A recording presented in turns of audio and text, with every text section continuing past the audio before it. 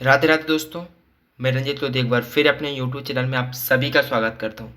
आज इस वीडियो में आप क्लास 12 सामान्य हिंदी का पहला चैप्टर शूर के बालकृष्ण के बारे में पढ़ेंगे।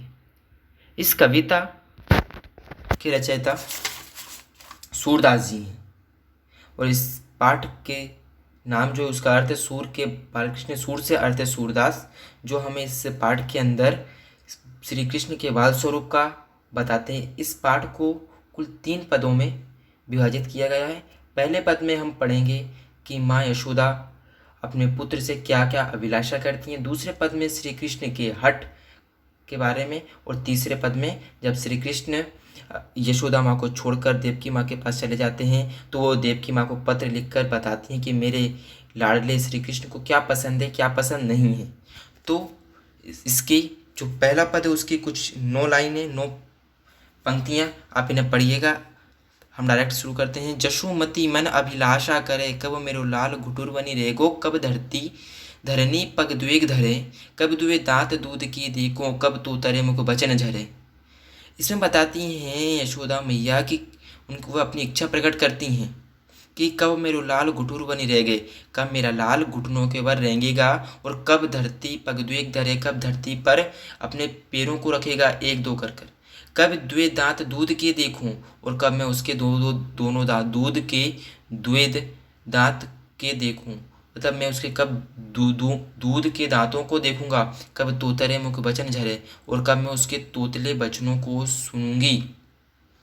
इसके बाद यशोदा माता अपनी वो आगे की इच्छाओं को प्रकट करती हैं और कहती हैं कि कब नंदन बाबा कहीं बोले, कब जननी कहीं मोहि डरे, कब मेरा आचरा गहीं मोहन, जोई सुई कहीं मुँह से झगरे, कब धुए तनक कछु खेहे, अपने कर सो मुख भरे। इसमें बताती हैं कि कब मेरा लाल नंद ही बाबा कहीं बोले, नंद को बाबा कहकर बुलाएगा, और कब जननी कहीं मुँह ही डरे, और कब मुझे जननी या माता कहकर पुकारेगा, कब मेरा आचर गही मोहन, जो सुई कहीं मुँह से झगरे, और कब मेरा लाल मेरे आंचल पकड़कर मेरे आंचल में आकर जो सुई कहीं मुँह से झगड़े, मतलब मुझसे जो सोई कह के झगड़े या फिर अपनी हट को मनवाने का प्रयत्न करे। कब धुएं तनक तनक कचुखे है, अपने कर तो मुख ही द्वारे, और कब तक थोड़ा थोड़ा कुछ खाकर अपने मुख को भर लेगा, अपने हाथों से अपने मुख को भर लेगा। इसके बाद अगले 3-4 पंक्तियां हैं। कब हैसी बात कहेगो मुँह से, कब हैसी बात कहेगो मुँह से, जा छवि ते दुख दूर हरे, और श्याम अकेले आंगन छोड़े, आप गई कछु काजु धरे, यहीं अंतर अधवाई उठियो एक गरजत गगन सहित धरहे दाहरे, सूरदास ब्रजलोक सुन धुनी, जो जहाँ तहाँ सब अति डरे। और कब ऐसी बात कहेगो मुँह से, कब हंसकर बात कहेगा, जो जा छवि ते दुख दूर हरे, जो मेरे हर दुख दूर कर देगी।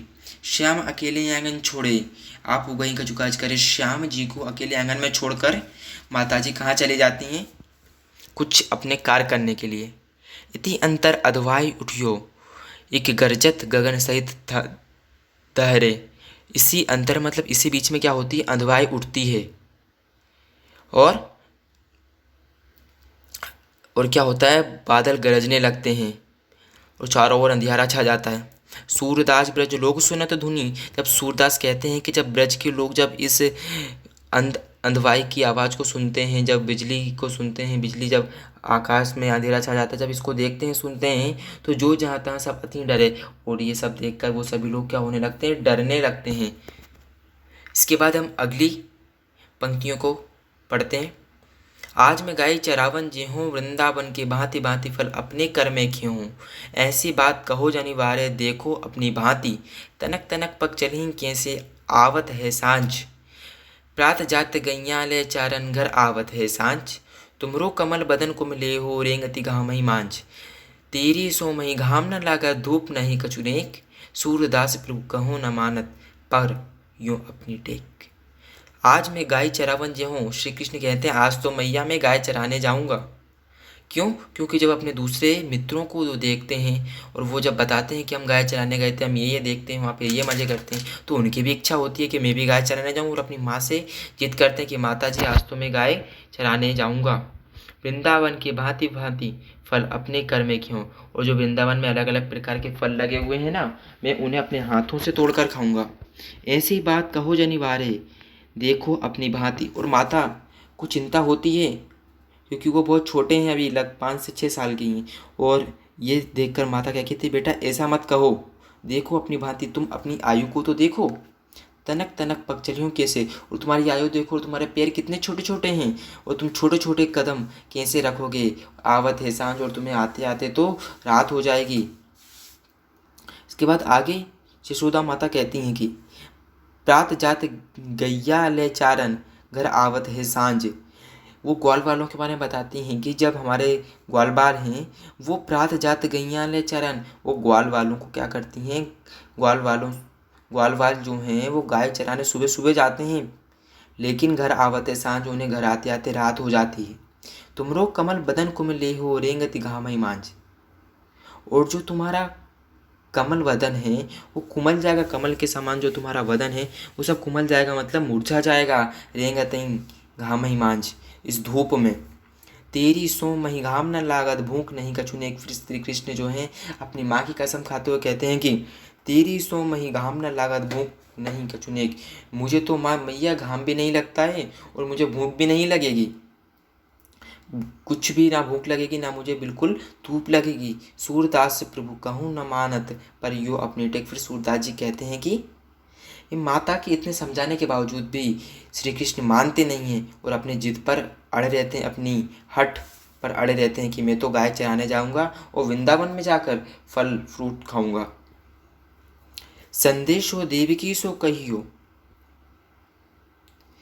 इसके बाद में अगला, संदेशो देव की सो कहियो, हो तो धाय तिहारे सुत की मया करत ही रहियो। यद्यपि टेव तुम जानत है उनकी, तरु मोही कहीं आवे, प्रातः होत मेरे लाल लड़े तो माखन रोटी भावे। फिर वो क्या कहती हैं, जो माँ यशोदा जी हैं वो उद्धव के माध्यम से अपना संदेश देवकी को भेजती हैं और वहाँ लिखती हैं, हाँ तो धाय तुम्हारे सुत की मया करत ही रहियो। वैसे तो मैं तुम्हारे लाडले की धाई हूँ, धाई मतलब पालन पोषण करने वाली बच्चों का, वैसे तो मैं धाई हूँ, मुझे ये शोभा नहीं देता कि कोई धाय अपनी माँ को, मतलब बच्चे की माँ को कुछ सलाह दे या कुछ बताए। वो फिर उन्हें बताती हैं कि मया करत ही रहियो, मेरे लाडले पर, लाडले श्री कृष्ण पर हमेशा ममता बरसाए रखना, उस पर दया करते रहना। यद्यपि टीव तुम जानते हो उनकी, वैसे तो तुम उनकी हर पसंद नापसंद, उनकी हर आदत जानती हो, ताऊ मुही कहीं आवे, उसके बावजूद भी मैं तुम्हें बताना चाहती हूँ उनकी कुछ आदतें। प्रात हो तो मेरे लाल लड़े तो माखन रोटी भावे, मेरे लाडले को मतलब उनकी मोहन श्याम श्री कृष्ण माखन चोर जो हैं कि उन्हें क्या है, सुबह सुबह माखन रोटी बहुत पसंद है, तो उन्हें अर्थात उन्हें क्या देना, माखन रोटी सुबह सुबह खिलाना।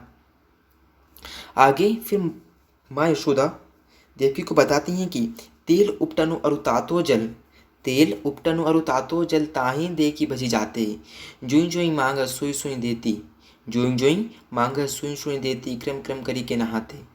शूर पथिक सुनी मोरी मोही रैन दिन, सूर पथिक सुनी मोही रैन दिन, बड़ियो रहत और सोच, मोरो अलग लड़े तो मोहन है वह करत संकोच। कि मेरा जो बालक है बाल कृष्ण है, जब वो तेल उपटन और गर्म पानी को देखता है, क्या तेल उपटन और गर्म पानी को देखता है, ता तो मतलब गर्म पानी को देखता है तो तहीं देखी भजी जावे जाते, उसको देखकर वो क्या होता है, भग जाता है। क्या हो जाता है, वो भाग जाते हैं। श्री कृष्ण जब देखते हैं कि छोटे बच्चों को, क्या बहुत सारे बच्चे क्या होते हैं नहाना पसंद नहीं होता है, तो जैसे ही देखेंगे कि माता जी अपनी तैयारी करें नहाने की, तो फटाक से भगेंगे, रोने लगेंगे। तो जो ही मांगा सोई सो देती, क्रम क्रम करी के नहाते, और जो जो वो मांगती हैं उन्हें सब कुछ देती हैं। उसके बाद भी वो बहुत सारे नखरे करते हैं, नखरे कर करके वो नहाते हैं। कौन, वो श्री कृष्ण नहाते हैं नखरे करके। शूर पथिक सुनी मोही रहने दिन, बड़ियो रहत और सोच, मोरो अलग लड़े तो मोहन है कर संकोच। वो कहती है कि मुझे दिन रात, ना मुझे रात को नींद आती है ना मुझे दिन में चैन आती है, और मेरे हृदय में हमेशा यही चिंता लगी रहती है कि मेरा जो बालक है, जो मेरा लाडला, जो मोहन श्री कृष्ण है, कि वो बड़ा संकोची है, वो बड़ा क्या है, संकोची है, वो अपने मन की बात नहीं कहेगा। इसलिए आप उसकी हर इच्छा को पूरी करना, और वो अपनी इच्छा को दबा लेगा, अर्थात अपनी इच्छा को प्रकट होने ही नहीं देगा, अपनी इच्छा को वहीं वहीं मान लेगा संकोची होने के कारण। इसके बाद इस वो पत्र उद्धव को देती हैं, या पत्र मतलब या फिर उद्धव को समझाती हैं। उद्धव कहाँ जाते हैं, देव की माँ के पास में, सब बताते हैं। तो हमने 3 पद्यांश इसमें पढ़ चुके हैं। पहले पद्यांश में जैसा कि मैंने बताया था आपको कि पहले पद्यांश में हमने श्री कृष्ण के बाल स्वरूप का वर्णन किया है, बाल स्वरूप में कैसे उनकी अभिलाषा है, कैसी इच्छा है यशोदा मैया की, यशोमती मैया। तो उसके बारे में सेकंड पद में पढ़ा कि श्री कृष्ण गाय चराने के लिए हट करते हैं, और आखिरी पद में देवकी ने उद्धव के माध्यम से पत्र प्राप्त करती हैं, या फिर यशोदा देवकी को पत्र लिखती हैं। पत्र मतलब उन्हें संदेश भेजती हैं। इसके बाद आपने पूरी पंक्तियों का, तीनों पदों का अर्थ समझ लिया है। तो आपके लिए कुछ क्वेश्चन है, आप कोशिश करिएगा कि इनमें से कम 2 क्वेश्चन के सही उत्तर कमेंट बॉक्स में जरूर लिखें। बाल कृष्ण वृंदावन जाने को ललायित क्यों है? पहला क्वेश्चन क्या हमारा, बाल कृष्ण वृंदावन जाने को ललायित क्यों है? मैंने बताया था आपको दूसरे पद्यांश के अंदर कि वो बाल कृष्ण क्या करते हैं, वृंदावन जाने की जिद करते हैं, क्या गाय चराने के लिए। तो आप उसको वीडियो को वापिस देखें और इसका आंसर जरूर लिखें। यशोदा अपने आप को कृष्ण की धाय क्यों कहती हैं, ये भी बताया था मैंने। कृष्ण धाय मतलब बताया था, धाय का अर्थ होता है बच्चे का पालन पोषण करने वाली। यशोदा ने देवकी को क्या संदेश भेजा है, यशोदा ने देवकी को क्या संदेश भेजा है? तो आपको इसके अंदर सभी पॉइंट लिखना है। जैसा कि हमने बताया था कि जो देवकी होती हैं वह कहती हैं कि मेरे बालक मतलब बाल कृष्ण को सुबह सुबह माखन रोटी बहुत पसंद है, वो नहाने से जिद करते हैं। जैसे जैसे वो सब वो देखते हैं, क्या क्या देखते हैं, तेल उपटन और तातो जल, तेल उपटन और ताते जल को।